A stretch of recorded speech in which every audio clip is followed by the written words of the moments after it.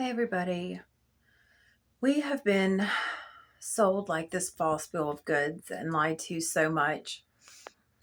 And I was thinking about Joe Rogan and some people, well, one guy, but a lot of people say this because they say it about in the opposite way about addiction as well.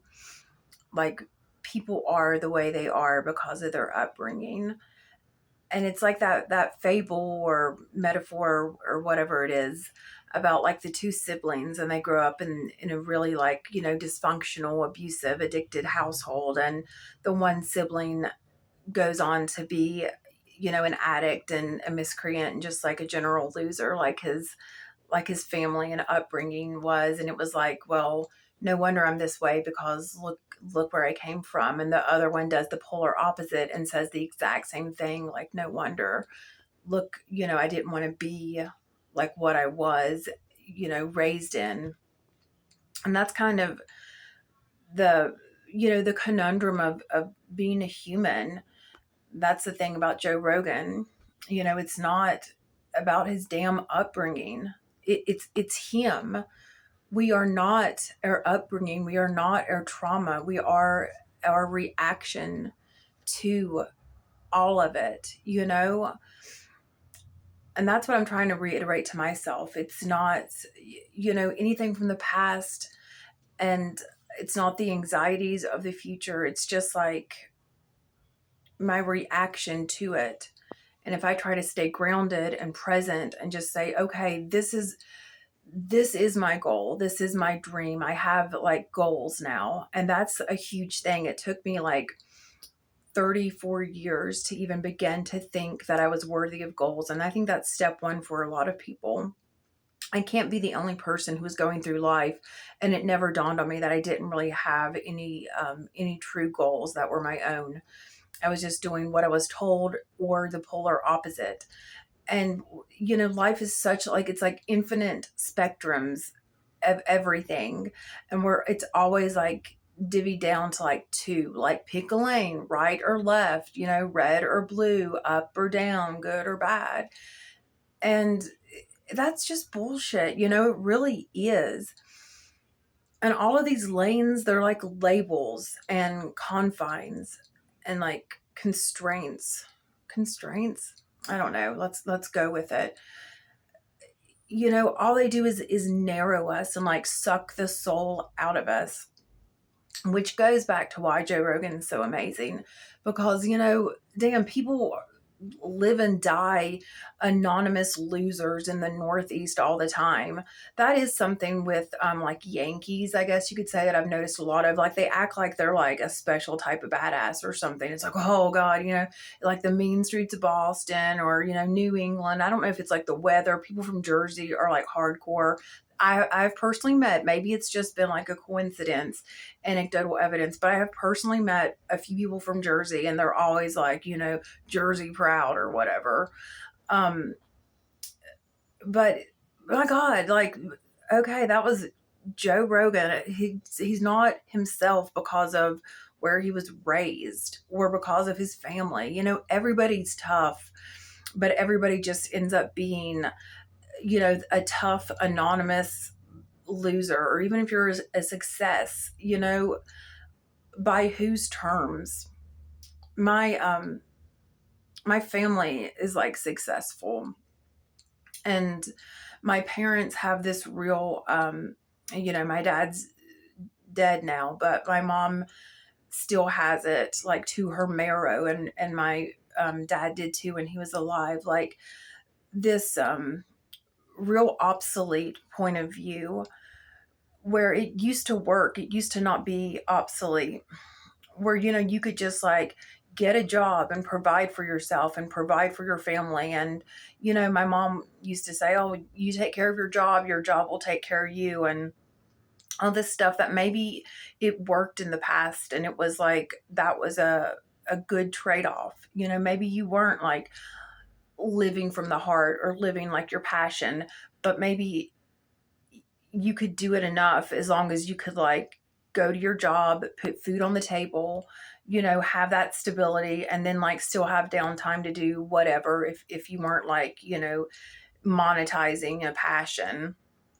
that did work, but it doesn't work anymore. And it's such a cool time and it's a bizarre time because I think like we can say now, like, hey, wait, why am I going to just do whatever, just have this job that's going to suck the life right out of me just so I can say, oh, well, I have a job that pays a little bit more, Like why we can actually say we don't have to settle. And my sister, she basically became like a carbon copy of my what my family wanted at the end of the day. The profession, the job, the religion. She is living her life as my parents did, and she's the most miserable, unhappy person I have literally ever met in my life. And maybe she's not, living. Maybe it's not really what she wants. Maybe it's not enough for everybody. Maybe it's not enough for anybody hardly anymore. And it would have been like 40 years ago enough, but it's not. I think there has to be something that hits a nerve to actually justify like taking the next breath. Why are we alive if we are not our own, living by our own North Star, our own internal compass? Like, what's the point if we are not setting the direction that we're going?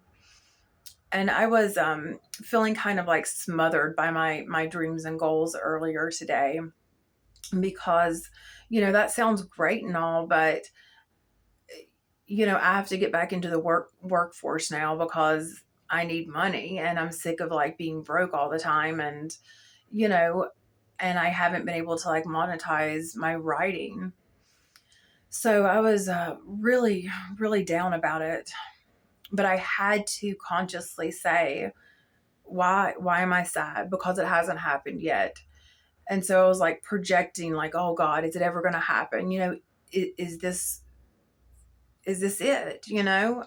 Am I going to live and at the end of the day die in southern West Virginia because I could never um, I can't leave this area. I don't have the money and I couldn't get it together enough to have the funds and mental fortitude to actually get it out of West Virginia before I die. That's like my biggest fear. And I was like, well, I had to look at it from a perspective of, well, that's happening. That's where I'm at now. Right now, I am technically stuck. I don't have the funds to leave. And, that's it. I'm anonymous. Nobody knows my writing. Nobody's read my book. I'm not published. So it's like this transitional time. It's like a purgatory. But when I actually stopped and looked at it like, well, the worst thing is what's happening now. And if I die tomorrow, 10 years or 40 years from now, I will know that, hey, I lived life based on making my goals and my dreams, or my dreams, I guess, more than just dreams, making my dreams my goals and saying, hey, this is going to be my guidepost. I'm going to be my own guidepost based on my dreams, which are my goals. And that's how I'm going to live, is in pursuit of those dreams being more than just like daydreams that turn into anchors when I get bitter because I'm not actually reaching for them. And that's what happens. That's what I've seen it in family. It's just like you're just anchored into position because of all of these like limitations that we have all placed on ourselves, and we just choose to believe that they're real. And it's wild that shackles and chains and like being this slow suffocation, it's not real, but if you think it is real, it becomes real. That's incredible. The mind is so powerful, and it's like we didn't see it because we were conditioned to be those little worker bees. I mean, the placebo effect, that's like, it's proof. That is so cool that's proof that if you think it'll work, then it will work. So I had to like pump the brakes in my mind and stop, like consciously stop spiraling into worry or anxiety that I was going to die where I am now without having progressed any further. But it's like, man, if I go my entire life really pursuing consciously like goals, then I have already turned dreams into goals, and am living a life of authenticity. I don't know what more I could ask for. You know, even just like getting to a place where it's like I say yes to myself. I said that a couple of videos back, like saying yes to yourself, like, hey, I want to do this, and not have it not just be like a fleeting thought and like a million infinite number of reasons why not, but actually being like, yeah, I'm going to do this now. I think I'm going to try it. Why not? It's incredible um to see like how low down you can be, and then to see that that you get to set the parameters for your life. And so, like, a little tidbit, if anybody else is feeling like weighted down by their dreams, because it can feel like an anchor, when things don't happen in a timely manner or seemingly at all, especially like if you are starting out from the sticks like I am. Maybe it's different in New York, LA, Florida, some coastal community, whatever. But if you're not like living, in the cool part of a cool city, then you're starting over from scratch. And that can be like, depressing at times, because I feel like I'm alone and forgotten and just like, oh God, is it ever going to happen? But it is happening. It's valid to feel whatever you are feeling, but that doesn't mean that it has to be the end all be all like fact of your life. It's a feeling, it's your feeling. So feel it. And just know like that you are doing it. You are, your own compass. But I think that's all I'm going to say for tonight. Have a good night.